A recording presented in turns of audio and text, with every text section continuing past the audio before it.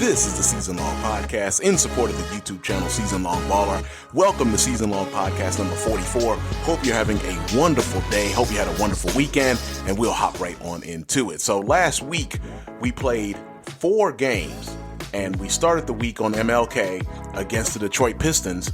Then we took on the New York Knicks, which again is that battle of the Eastern Conference superpowers right now, 1 versus 2 out east, with the Wizards, our team, being number 1 and the Knicks being number 2. And we took on the Knicks in New York.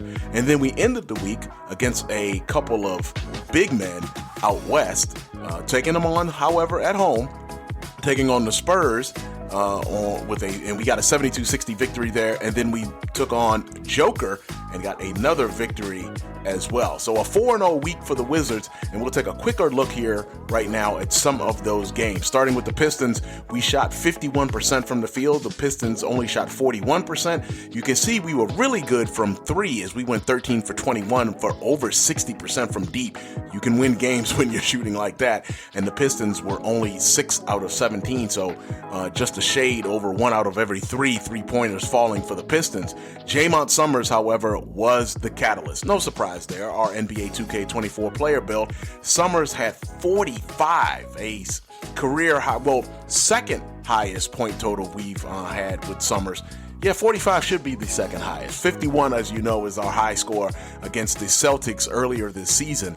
But Summerz here went 15 out of 25, 10 out of 16 from deep. Actually missed a free throw. How did that happen? But Summerz finished with 45 and 7 rebounds, along with 4 assists, and that was really too much for the Pistons. I mean, the Pistons only outscored us 52-45 themselves. Now, taking a look at the battle for Eastern Conference supremacy, the Wizards beat the Knicks 74-60. And right here, the Knicks only shot 41% from the field and only 32% from deep, while the Wizards were 12 out of 26 from deep and nearly shot 50% from the field. That was the big difference in this game. And every time we play the Knicks, knowing that Robinson and Hartenstein can just wreck things with rebounding. Anytime that the Wizards do a decent job rebounding, I think we have a good chance of winning. And in this case, we held our own on the boards. Although we only beat the Knicks in rebounding by 1, that's still pretty significant, a 32-31 advantage on the glass. And I think anytime that happens against the Knicks, that's a good thing. Summerz had 30, continuing some hot shooting from deep, going 6 out of 11, and Jalen Brunson had 29, going 11 out of 25 from the field. You'll see Julius Randle here was 2 out of 10, so your 2 big guns did not have a good shooting day, and the Knicks only shot 41% as a team. Now, it is worth mentioning again that Emmanuel Quickley, as you see here listed, and RJ Barrett, both are no longer New York Knicks, of course, in real life, but in our simulation, they are still Knicks.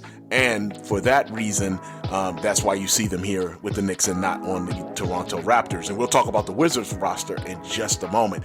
Then we took on the Spurs, and the debut of Victor Wembanyama, for us at least, the first time we've got to see him, and he did not disappoint, mainly on the defensive end, had 4 blocks, had 16 points to lead the Spurs, 7 out of 15 from the field, didn't hit from deep, going 0 for 3, and Summerz continued his hot shooting. Last season's Rookie of the Year. That's right, we're showing them how it's done. Summerz had 32, went 11 out of 18 from the field, but 8 out of 9 from deep. And the one miss, granted, was a terrible miss on the step back where we didn't hit anything. But other than that, perfect from deep. Continuing, as I mentioned, the hot shooting from deep last week from our player build, and Summerz had 32, 5, and 5.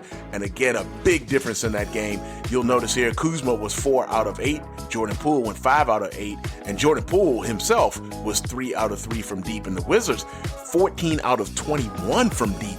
So hitting 2 out of every 3 shots. It's pretty amazing that the Spurs were only lost this game by 12, considering how well the Wizards shot. Speaking of shooting well, the Wizards carried over that the next night, facing the Nuggets, and Joker defeated the Nuggets 72-58. And again, the Wizards shot hot from the field, 58% from the field, to the Nuggets only shooting 43%. Now, we didn't light it up from deep, only going 6 out of 18. The Nuggets were only 7 out of 21, so both teams shot 33%. But the big difference here, Wizards shot well from the field and get the 14-point victory. Summerz, again, hot from the field, blazing hot. 3 out of 6 from deep, but 14 out of 20 overall, 39 points, hit all 8 free throws. Again, the big difference, Summerz was really representing in this game. Our player build had a great week. Don't know if we're going to carry this over in the next week, but at least last week, everything was all good. Murray and Joker both had 18 apiece, but together they didn't have as many points as Summerz did. And Murray shot 4 out of 10 from deep. Joker did hit a three-pointer himself and was over 50% from the field, 8 out of 14. But the Wizards got the victory, 72-58. Now taking a look at a couple of the award races really quickly. Jaymont Summerz averaging 28 a game right now after that hot week last week. He is number 1 in our most valuable player voting right now. Joker, Luka Doncic, Shai Gilgeous-Alexander, and Steph Curry, who is injured right now. We'll talk about that a little bit later on. That's your top 5 vote getters. And it's funny, Summerz is the only one out east, while the next 4 slots are taken from players in the west. The rookie of the year, Wemby right now. Brandon Miller is second. Chet Holmgren is hurt right at the currently. But remember, as we've mentioned, Holmgren finished 3rd in our rookie voting last season on NBA 2K23 because he wasn't hurt in our simulation. So here in this year's simulation, it's almost like Chet Holmgren is double dipping for the Rookie of the Year award. But much like last year, right now, he's running 3rd. Last season, he finished 3rd behind our player build, Jaymont Summerz, and the actual winner in the real NBA, Paolo Banchero. This season, as you see, he is running 3rd behind Wemby and Brandon Miller, who plays on small forward and was picked overall number 2 by the Charlotte Hornets. Now, All-Star voting, which was something that we were hoping to get to here very soon. The All-Star game is creeping up on us. And as you can see out east, we'll take a couple quick votes here.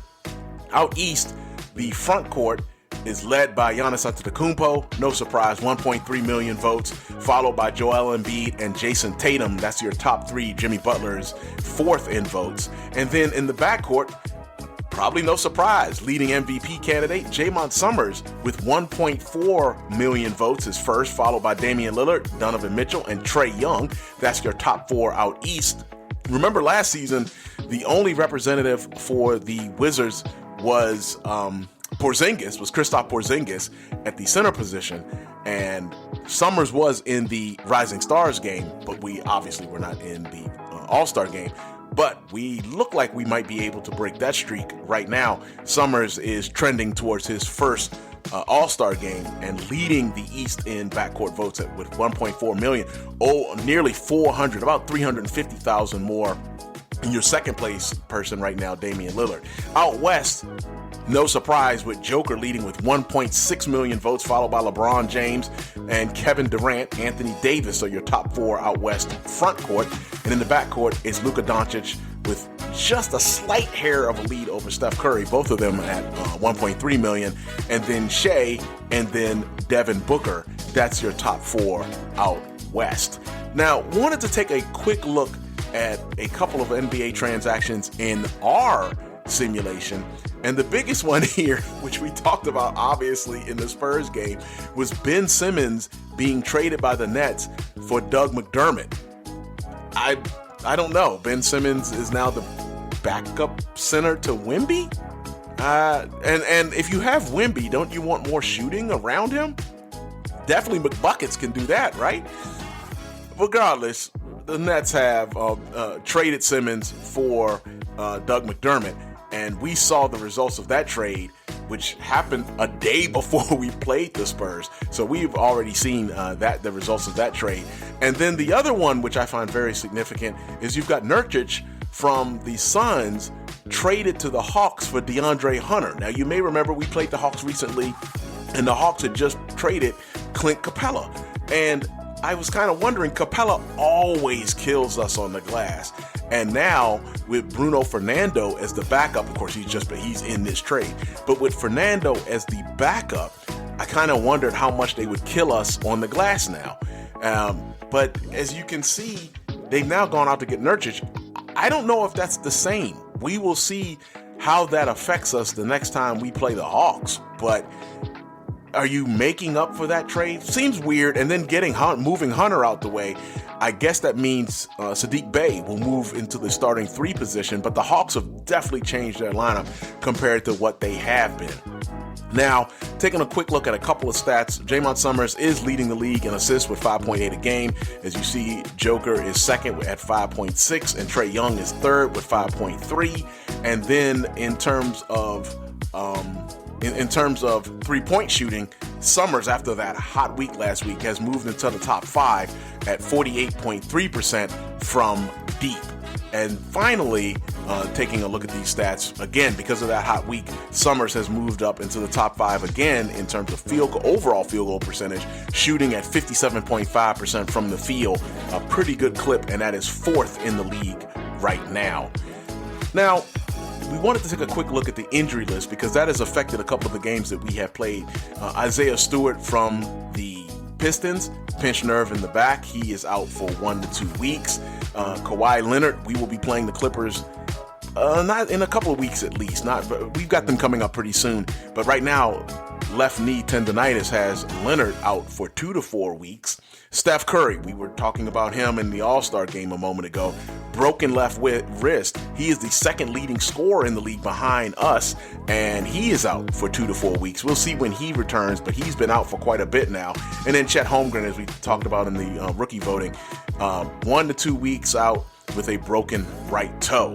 So that is very interesting in terms of just how our league, of course, is different, which is obvious from the actual NBA. So coming up next week, actually before we talk about what comes up next week, we were talking about trades a little bit earlier and how that's affecting the Wizards. Well, we finally had a real trade because last season the Wizards didn't make a trade during the regular season, but this season they did, making a trade with the Detroit Pistons, who will be playing again, as you see, on January 27th. So later on this week, we will be playing the Pistons.